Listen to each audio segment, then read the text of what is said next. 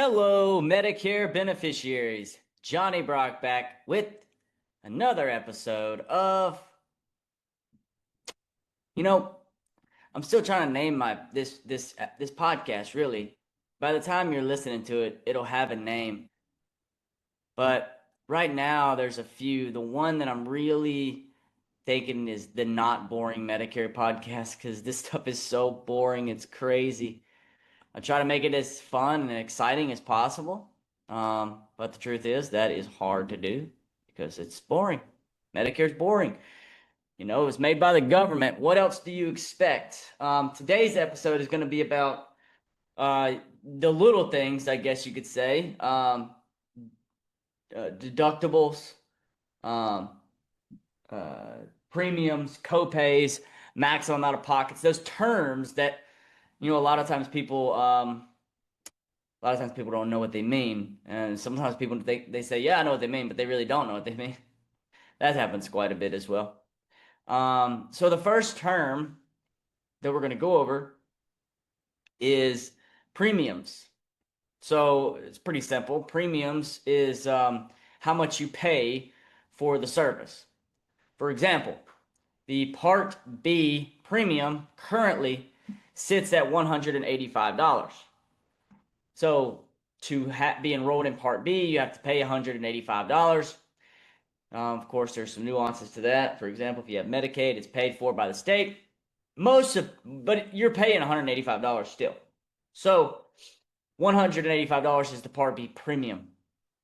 A Medicare supplement premium is how much you pay every single month, and that Medicare supplement covers your costs with Medicare. A hospital indemnity premium. Premium is how much you pay monthly for a service. Most of the time, when it comes to health insurance or life insurance or whatever, it's just the cost that you pay every month for that specific insurance product. It's premium, but obviously premium can be used for anything, right? But with us, it's insurance premiums. It's your monthly allotment that solidifies the coverage that you want, right? The next thing is going to be deductible. So this is oftentimes confused with copays, coinsurance, things like that. Deductible is what you pay before the insurance company kicks in. So with car insurance, if you wreck your car, you may have $1,000 deductible. State Farm is not going to pay anything until you hit that $1,000. So if you go to the body shop, and they give you, and State Farm comes out and looks at it, and they say, "Oh, it's a $6,000 estimate." Well, you're going to pay the first 1,000, and they're going to send you a check for the other 5. Right? Deductible. It's what you pay before the insurance company kicks in. With Medicare, with traditional Medicare, you have a Part B deductible of about $250. With Medicare Advantage, you rarely have a deductible, and when you do, it's only for certain services, which is pretty cool because, like, for example, let's say you have a $500 deductible on your Medicare Advantage plan, but it's only limited to hospital services. So if you're in the hospital, you have to pay the $500, but regular doctor visits and specialists and things like that, you don't have to pay it.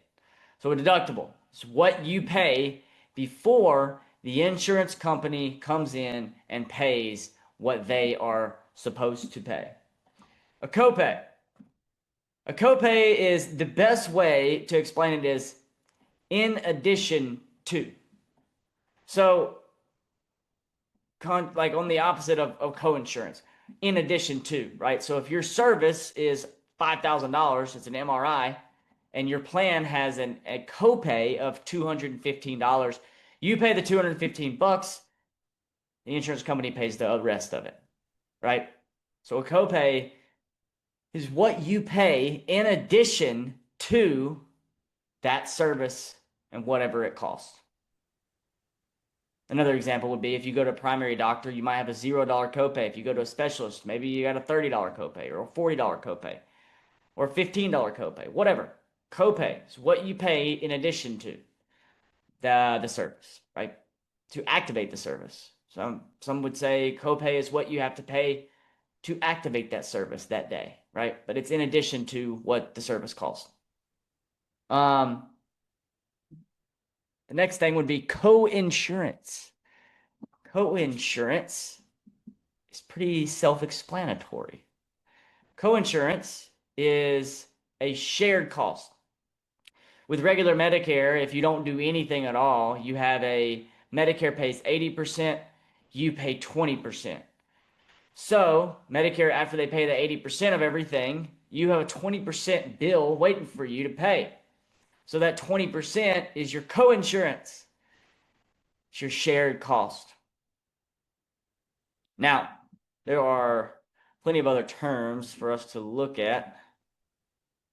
What are some Medicare terms that are common questions for the consumer?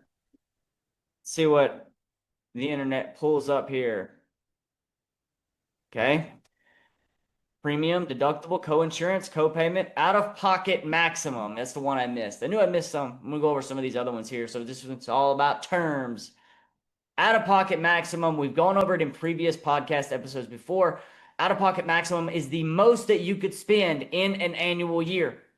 If you got a Humana or Aetna or United Healthcare plan, and that max out of pocket's $5,000, that's the most you're gonna pay. You're not gonna pay any more than the 5,000 bucks. That's your maximum out of pocket, and that's what that means. Exactly what it sounds like. I'm not gonna go over that because we're going over that. Okay, so here we go. Yeah, so this is a good one for us to go over. Um,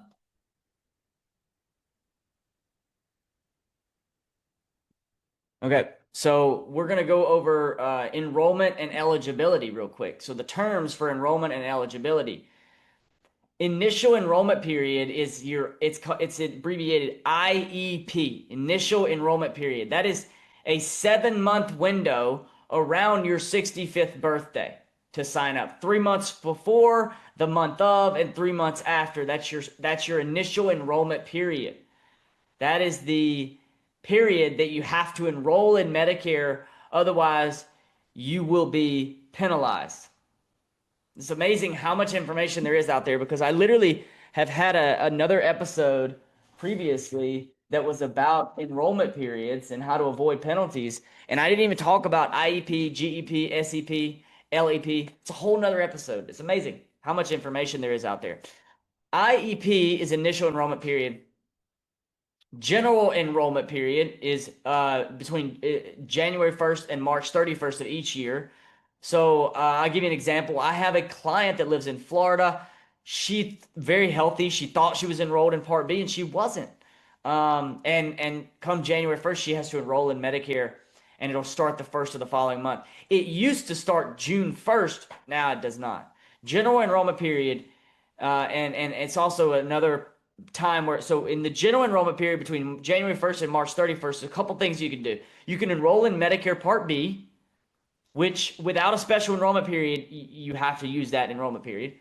And special enrollment period would be your initial enrollment period, right? You turn 65, or you're losing group coverage, which would be a special enrollment period. The general enrollment period, you can do that. You can enroll in Part B, or you can go from one Medicare Advantage plan to another Medicare Advantage plan if you'd like. So you really have 6 months out of the year that you can make a change.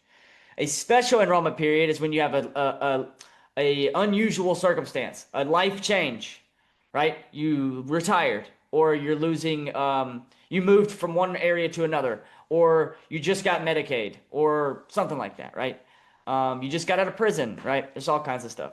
Late enrollment penalty, extra costs for delaying Part B or Part D when you were eligible. We talked about that in a whole other episode, but just to kind of refresh your memory, LEP is late enrollment penalty, and it's what you're charged. 10% for Part B every year that you don't have it. 1% every month, up to 10 months a year for Part D. Okay. Common term people ask about Medigap. Medigap is Medicare Supplement Insurance. We have gone over it before. It's your Medicare Supplement Plan G, Plan N, Plan F, and it comes in and it pays the cost that Medicare doesn't cover for you. Another one would be formulary. We've talked about it before. The list of drugs covered by Part D or Advantage drug plan. Network is your doctor list. It's your doctors, your hospitals, your pharmacies covered by a plan. Your network is your network is your network, man. It's where you can go. It's what you can use. It's your flexibility.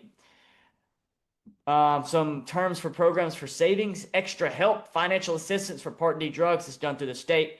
Medicare savings programs, state programs that help pay premiums and other costs. That's really what's called Medicaid. Medicaid, Medicare savings programs, and Medicaid, same thing. All right, so today's episode's very, very short. It's all about terms, some common terms that people hear and they want to know what they are.